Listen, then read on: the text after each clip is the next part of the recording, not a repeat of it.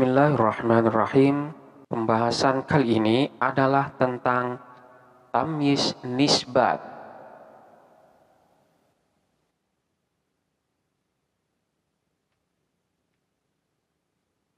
Pada pembahasan terdahulu, kita telah membahas tentang pembagian tamyiz yang lain, yaitu tamyiz dzat atau juga disebut dengan tamyiz mufrad. Kali ini fokus kita adalah tentang tamyiz nisbat atau tamyiz jumlah. Tamyiz nisbat atau tamyiz jumlah di sini adalah merupakan kalimat isim yang menjelaskan kesamaran yang terjadi pada jumlah. Jadi tidak sama dengan tamyiz dzat. Untuk tamyiz nisbat ini yang dijelaskan adalah kesamaran yang terjadi pada jumlah. Tamyiz nisbat ini ada dua, ada yang masuk di dalam kategori muhawwal dan yang kedua ada yang masuk dalam kategori ghairu muhawwal. Apa muhawwal dan apa tamyiz ghairu muhawwal? Mari kita bahas lebih mendalam. Kita mulai dari tamyiz muhawwal. Tamyiz muhawwal di sini adalah merupakan tamyiz nisbat yang merupakan peralihan dari kedudukan kalimat yang lain. Yang pertama, ada kalanya tamyiz tersebut merupakan peralihan dari fa'il. Jadi pada asalnya kalimat tersebut kedudukannya sebagai fa'il, kemudian dialihkan kedudukannya menjadi tamyiz. Contohnya seperti lafaz washta'ala roksi syaiban. Washta'ala dan menyala, roksi apa kepalaku, kepalaku menyala. Apanya? Syaiban, ubannya. Jadi bukan kepalanya yang menyala, melainkan ubannya. Lafaz syaiban ini adalah merupakan tamyiz yang menjelaskan kesamaran yang terjadi pada lafaz roksi, kepalaku. Karena kepala tidak bisa menyala. Yang dimaksud dengan yang menyala di sini adalah ubannya lah yang menyala. Ketika rambut itu sudah berwarna putih, maka dapat diperumpamakan seperti sesuatu yang menyala. Karena memang warnanya telah berubah. Lafaz syaiban ini pada asalnya kedudukannya sebagai fa'il. Jadi asalnya adalah washta'ala syaibu roksi. Washta'ala dan menyala syaibu roksi apa uban kepalaku. Jadi lafaz syaibu ini merupakan fa'il yang selanjutnya dipindah posisinya berada di akhir kalimat sehingga dia menjadi tamyiz. Ini yang dimaksud dengan muhawwal, yaitu peralihan kedudukan. Jadi asalnya fa'il, kemudian posisinya dipindah sehingga nanti kedudukannya berubah menjadi tamyiz. Yang asalnya i'robnya itu rofa sebagai fa'il, ketika dia itu sudah menjadi tamyiz, maka i'robnya pun wajib dinasobkan. Washta'ala roksi syaiban. Contoh yang lain seperti lafaz tasabbaba Zaidun arokon. Tasabbaba mengalir Zaidun, siapa Zaid? Apanya? Arokon, keringatnya. Ketika kita itu berhenti sampai pada kata-kata Zaid, maka di sini terjadi kesamaran makna. Tasabbaba mengalir Zaidun, siapa Zaid? Zaid tidak bisa mengalir. Maka ketika ada kata-kata tasabbaba Zaidun, maka perlu ada penjelas dari kesamaran yang terjadi. Maka keberadaan daripada lafaz arokon ini sebagai penjelas dari kesamaran yang ada. Tasabbaba mengalir Zaidun, siapa Zaid? Apanya? Arokon, keringatnya. Lafaz arokon pada asalnya berkedudukan sebagai fa'il. Jadi hasilnya adalah tasabbaba aroku Zaidin. Tasabbaba mengalir aroku Zaidin, apa keringatnya Zaid. Jadi di sini sebagai fa'il daripada lafaz tasabbaba yang i'robnya rofa. Selanjutnya lafaz aroku di sini dipindah posisinya sehingga dia berada di akhir kalimat dan menjadi tamyiz. Hukumnya pun berubah menjadi nasab. Ini peralihan kedudukan yang pertama, yaitu pada asalnya sebagai fa'il. Kemudian yang kedua, ada kalanya tamyiz nisbat tersebut merupakan peralihan kedudukan dari maf'ul bi. Contohnya seperti lafaz wa fajjarna al-ardha uyunan. Wafajjarna, dan memancarkan siapa kami Allah, al-ardha, kepada tanah. Kami memancarkan tanah. Ketika hanya dicukupkan pada lafaz al-ardha di sini, maka terjadi kesamaran makna. Karena lafaz al-ardha ini adalah tanah dan tanah tidak bisa dipancarkan. Karena memang di sini bahasanya adalah memancarkan, maka sesuatu yang bisa dipancarkan itu bisa jadi berupa benda yang cair, sementara tanah tidak bisa dipancarkan. Maka di sini perlu ada penjelas, sehingga keberadaan daripada lafaz uyunan adalah merupakan penjelas dari kesamaran yang terjadi. Wafajjarna, dan memancarkan siapa kami al-ardha, kepada tanah. Apanya? Uyunan, mata air. Jadi mata air itu airnya dipancarkan, sehingga maknanya pun menjadi jelas. Kedudukan asal daripada lafaz uyunan adalah sebagai maf'ul bih. Jadi sebelum dia dijadikan tamyiz, asalnya adalah merupakan maf'ul bih. Jadi asalnya adalah wafajjarna uyunal ardi. Wafajjarna, dan memancarkan siapa kami uyunal ardi, kepada mata air bumi atau mata air tanah. Lafaz uyuna di sini merupakan maf'ul bih daripada lafaz wafajjarna, dan i'rabnya pun nasab. Selanjutnya lafaz uyun di sini posisinya dipindah di belakang, sehingga dia pun berubah menjadi tamyiz dan i'rabnya wajib dinasobkan. Contoh yang lain seperti lafaz waffaitu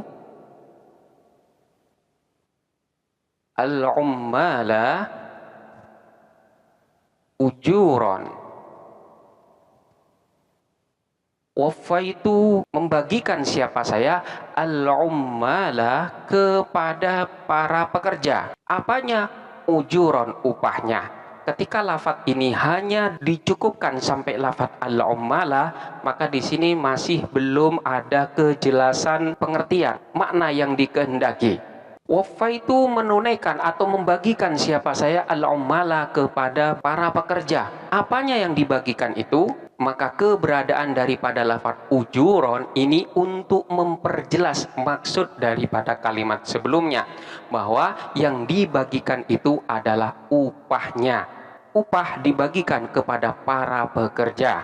Lafaz ujuron ini pada asalnya kedudukannya sebagai maf'ul bih.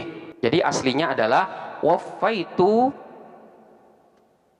ujural ummali. Waffaitu, membagikan siapa saya ujural ummali, kepada upahnya para pekerja. Selanjutnya lafaz ujuro di sini dipindah posisinya ke belakang. Selanjutnya dia dijadikan sebagai tamyiz dan i'rabnya pun wajib dinasobkan. Ini yang kedua, peralihan kedudukan dari maf'ul bih menjadi tamyiz. Selanjutnya yang ketiga adalah peralihan kedudukan dari mubtada. Jadi kalimat asalnya sebagai mubtada kemudian dialih kedudukan menjadi tamyiz. Contohnya seperti lafaz ana aktsaru minka malan wa a'azzu nafaran. Ana, adapun saya, aktaru, ialah lebih banyak, minka, darimu. Saya ini lebih banyak dari kamu. Jika dicukupkan di sini, maka masih belum ada kejelasan apa maksud yang dikehendakin. Saya lebih banyak dari kamu. Apanya? Malan, hartanya. Maka keberadaan lafaz malan ini menghilangkan ketidakjelasan yang terjadi pada lafaz sebelumnya. Saya lebih banyak dari kamu. Apanya yang lebih banyak itu? Malan, hartanya. Wa a'azu, dan lebih kuat. Apanya yang lebih kuat? Nafaron, pengikutnya. Lafaz malan dan lafaz nafaron ini kedudukannya sama-sama sebagai tamyiz untuk menghilangkan kesamaran yang terjadi pada lafaz sebelumnya. Asalnya lafadz malan dan lafadz nafarot itu kedudukannya sebagai mubtada. Jadi aslinya adalah mali aktsaru minka wa nafari a'azzu. Mali, adapun hartaku, aktsaru ialah lebih banyak, minka dari kamu. Wa nafari, dan adapun pengikutku, a'azzu ialah lebih kuat atau lebih mulia. Lafadz mali dan lafadz nafari ini kedudukannya sama-sama sebagai mubtada. Selanjutnya kedua lafadz tersebut dipindah posisinya sehingga dia berubah menjadi tamyiz dan hukumnya pun dinasobkan. Jadi pada awalnya hukumnya dirofakkan sebagai mubtada, setelah menjadi tamyiz dia pun dinasobkan. Ini adalah tamyiz nisbat yang masuk di dalam kategori tamyiz muhawwal, yaitu peralihan kedudukan dari kalimat yang lain. Ada kalanya merupakan peralihan dari fa'il atau dari maf'ul bih atau dari mubtada. Hukum daripada tamyiz nisbat yang muhawwal ini adalah harus dinasobkan. Jadi wajib dinasobkan dan tidak boleh dijerkan, baik oleh huruf jer maupun karena sebagai mudhof ilaih. Jadi wajib nasab. Ini untuk yang tamyiz nisbat muhawwal. Selanjutnya adalah tamyiz nisbat yang masuk di dalam kategori ghairu muhawwal.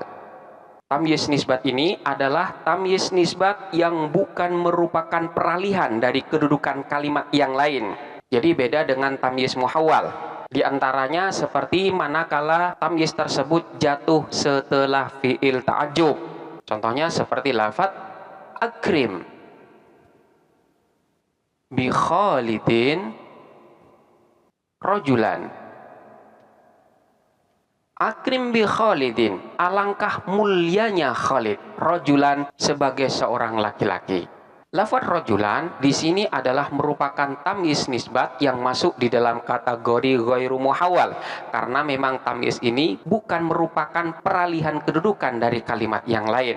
Hal ini terjadi karena memang lafadz rajulan di sini jatuh setelah fi'il ta'ajjub. Contoh yang lain seperti lafadz ma akramaka rajulan. Ma akramaka, alangkah mulianya kamu, rajulan sebagai seorang laki-laki. Lafadz rajulan ini juga merupakan tamyiz yang masuk di dalam kategori ghairu muhawwal karena dia itu bukan merupakan peralihan kedudukan dari kalimat yang lain. Hal ini terjadi karena memang lafadz rajulan ini jatuh setelah fi'il ta'ajjub. Atau tamyiz yang memang tidak jatuh setelah fi'il ta'ajjub, namun tamyiz tersebut memang bukan merupakan peralihan kedudukan dari kalimat yang lain. Contohnya seperti lafadz mala'at khizanati kutuban. Mala'at penuh, khizanati apa lemariku.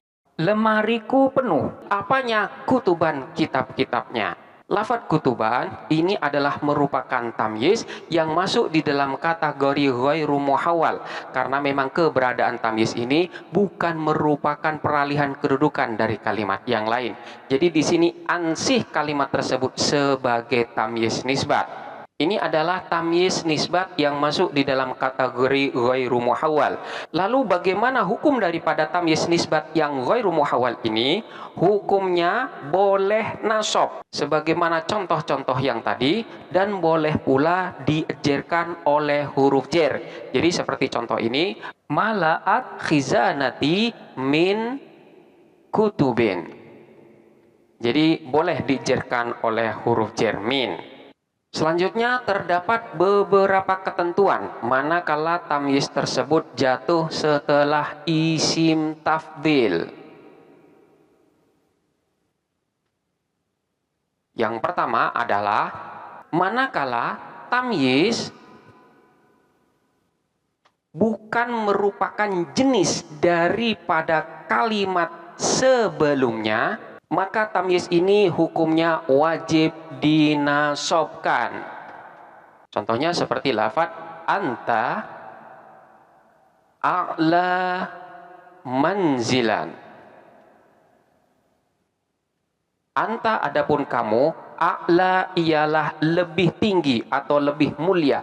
Apanya? Manzilan, kedudukannya. Lafaz manzilan ini adalah merupakan tamyiz yang dalam hal ini dia jatuh setelah isim tafdil. Karena memang lafaz manzilan yang merupakan tamyiz ini bukan merupakan jenis daripada kalimat sebelumnya, yaitu lafaz anta, maka lafaz manzilan ini wajib dinasobkan. Selanjutnya adalah manakala tamyiz ini merupakan jenis dari kalimat sebelumnya, maka tamyiz di sini hukumnya wajib diejerkan sebagai mudhof ilaih. Jadi sekali lagi, manakala tamyiz tersebut merupakan jenis daripada kalimat sebelumnya, jadi beda dengan hukum yang pertama. Manakala hukum yang pertama tersebut, tamyiz tersebut bukan merupakan jenis. Untuk yang kedua ini, manakala tamyiz merupakan jenis daripada kalimat sebelumnya, maka dia hukumnya wajib dijerkan sebagai mudhof ilaih. Dan dia jatuh setelah isim tafdil. Jadi isim tafdil ini sebagai mudhofnya, sementara tamyiz nanti akan dijadikan sebagai mudhof ilaihnya dan hukumnya wajib dijerkan. Contohnya seperti lafaz anta afdhalu rajulin. Anta adapun kamu, afdhalu rajulin ialah paling utamanya orang laki-laki. Lafaz rajul di sini pada asalnya adalah merupakan tamyiz. Namun karena memang lafaz rajul di sini merupakan jenis dari lafaz sebelumnya, yaitu anta dan rajul ini sama-sama manusia, maka kedudukan daripada lafaz rajul di sini wajib dijadikan sebagai mudhof ilaih dan hukumnya pun wajib diejerkan. Sementara isim tafdilnya di sini posisinya sebagai mudhof. Ini adalah hukum yang kedua. Kemudian hukum yang ketiga adalah manakala tamyiz